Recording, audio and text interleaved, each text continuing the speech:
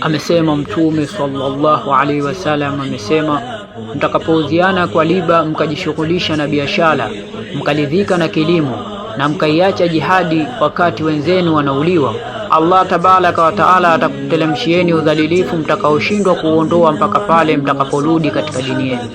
Imepokewa na Abu Daud na Imam Ahmad, na imetolewa na Muslim na Abu Daud na An-Nasai na Al-Hakim na Al-Bakhyak kutoka kwa Abu Huraira radhiyallahu anhu pia kuwa Mtume sallallahu alaihi wasallam amesema, atakayekufa bila ya kupigana jihad na wala hata kumpitia moyoni mwake nia ya kupigana jihad, akifa anakufa katika sehemu ya unafiki. Waislamu ni umma uliochaguliwa na Allah tabaraka wa taala kwa ajili ya kuongoza ulimwengu na walimwengu na kulinyanyua juu neno la Allah, lakini Waislamu leo wamekuwa watu dhalili kupita umma zote zinazotembea juu ya ardhi. Kila anayetaka kuzifanyia silaha zake majaribio au kujipimia nguvu, anazielekeza silaha hizo na nguvu hizo kwa Waislamu. Tumeyaona hayo yakitokea sehemu mbalimbali ulimwenguni, zikiwemo Bosnia, India, Afghanistan, Palestina na sasa Iraq, na hivi karibuni Gaza, Palestina. Kote huko na katika sehemu mbalimbali ulimwenguni, Waislamu wanadhalilishwa, wanauliwa, watoto kwa wakubwa, wanawake kwa wanaume, na majumba yao yanabomolewa mbele ya kamera za television na mbele ya macho ya kila mtu, bila watu kujali wala hata nyoyo kushtuka.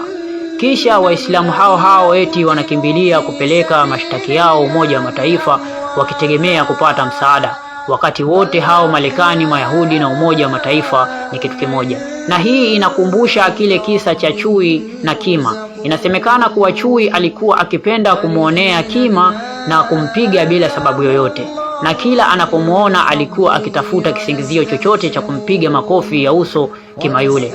Alikuwa mara nyingine akimwambia, kofia yako iko wapi? Mbona leo hujavaa kofia?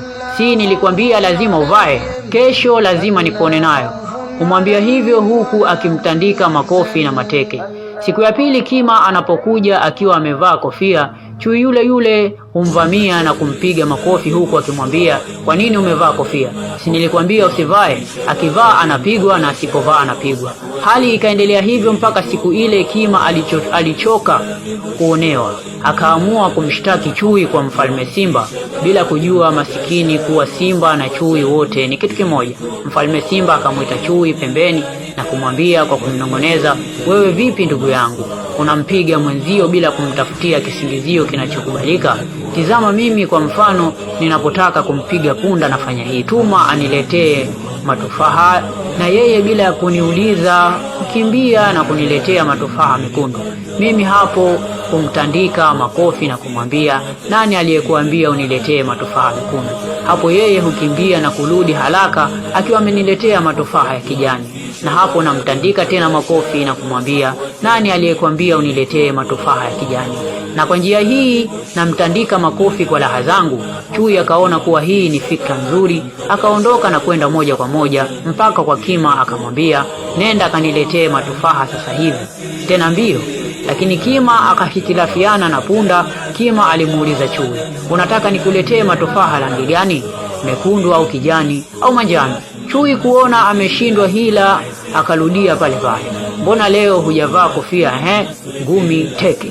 Na hii ndiyo hali yetu Waislamu baada ya kuyaacha mafundisho ya dini yetu na kuiacha jihadi na kuyakimbilia maisha ya dunia.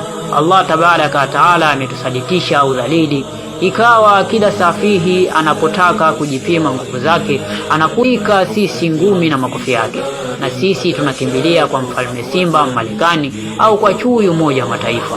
Na kumbe wote hao kitu kimoja, walikwisha amua kumpiga vita kila anayetaka kuisimamisha bendera ya la ilaha illa Allah Muhammad Rasulullah. Tunamuomba Allah tabaraka wa taala atusimamishie kiongozi wa kheri, awe katika utawala wake kiongozi huyo anaheshimiwa kila mwenye kumwogopa Allah, anadhalilishwa kila mwenye kumwasi Allah, awaunganishe umma chini ya bendera ya la ilaha illa Allah, kuihuisha jihadi ambayo kwayo pekee umma huu utarudisha heshima yake. Amin, Allahumma amin. Kwa haya machache, assalamu alaikum wa rahmatullahi wa barakatuh. Tuonane katika vipindi vinavyofuata. Sallallahu ala Muhammad sallallahu alayhi wasallam.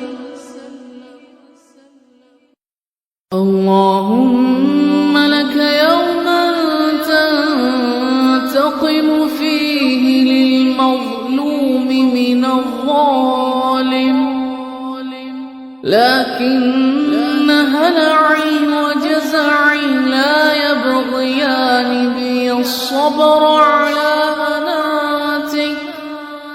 وقد علمت أن فلانا ظلمني واعتدى